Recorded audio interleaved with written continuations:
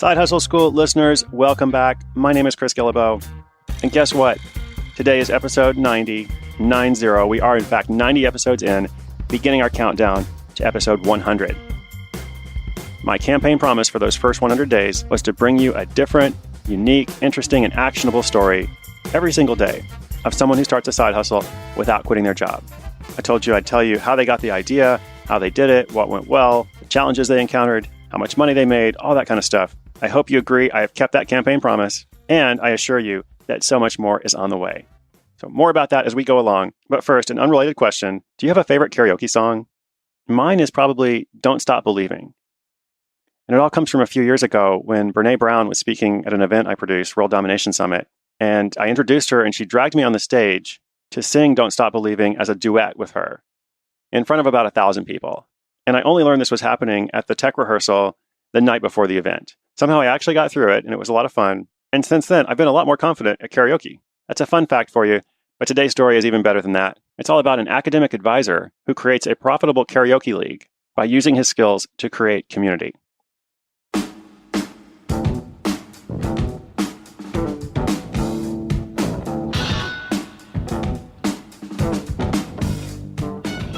And now our story. About 5 years ago, Jesse Rauch was working his regular 9-to-5 job as an academic advisor. He spent his free time competing in a weekly kickball league, as one does, or at least as many young professionals in Washington, D.C. do, and that's when he said he had a eureka moment. After a game one night, he was having a few drinks at a karaoke bar. In between sipping vodka and belting out Sweet Caroline, inspiration struck. Why not take the design of a social competitive league, like kickball, and apply it to karaoke? He shared the thought with a friend and made a few notes that evening, but it was the next day when he woke up feeling more sober, but still thought it was a good idea. In his normal job at a local community college, Jesse says that even though his students challenged him, he hadn't felt like he was flexing his creative muscles. He wanted to really make something of his own, and this was an idea he thought was worth pursuing. Jesse got to work on creating a league, and soon after, District Karaoke was born. Its design was somewhat similar to a sports setup, as teams of up to 8 people would register to compete against each other in one-on-one and group karaoke matchups. Then, everyone in the bar, whether they were involved in the singing or not, could vote on the winners using a web-based app. Jesse opened registration, and after being featured in a local blog, was able to fill all 48 available spots in just 6 days. He then officially kicked off the business the following month, using his 30th birthday as motivation. In addition to his friends, Jesse's new customers came to his birthday party, which helped him build more early momentum. Since then, District Karaoke has consistently filled almost all available spots, which have grown to 200 per season. The league now runs 3 10-week seasons every year, including playoffs and finals, with each division made up of 6 teams.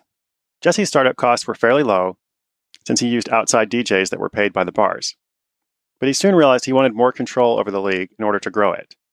He invested about $20,000 to license the music, purchase equipment, and build the voting app. The business has been profitable since the first season, and he only made those investments once he knew it was working.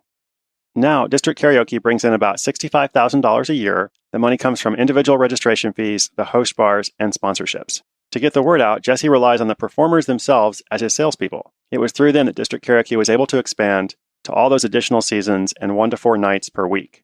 However, in the beginning, even though he did save money, he definitely had to make up for it with his time. That first year, he poured 30 to 40 hours each week into District Karaoke on top of his day job.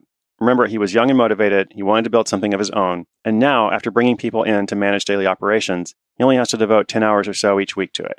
District Karaoke is expanding. It's now in Baltimore, Chicago, New York City, and LA. Its members have now sung more than 10,000 different songs, with the 50 most popular songs sung more than 1,200 times in competitions, including Sweet Caroline and Don't Stop Believing. For Jesse, this side hustle has brought several benefits. He's been able to switch day jobs, a move that he credits to the new skills he gained through starting this project. He's been able to save money for vacations. And not only that, he's been able to find true love. One night while hosting a District Karaoke happy hour, Jesse says he looked to his right and saw the most beautiful woman in the world.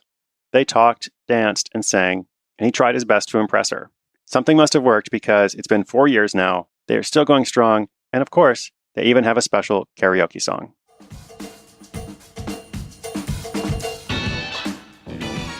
As I said, it's a fun story. You're on episode number 90, and I really like how community has been key to Jesse's success.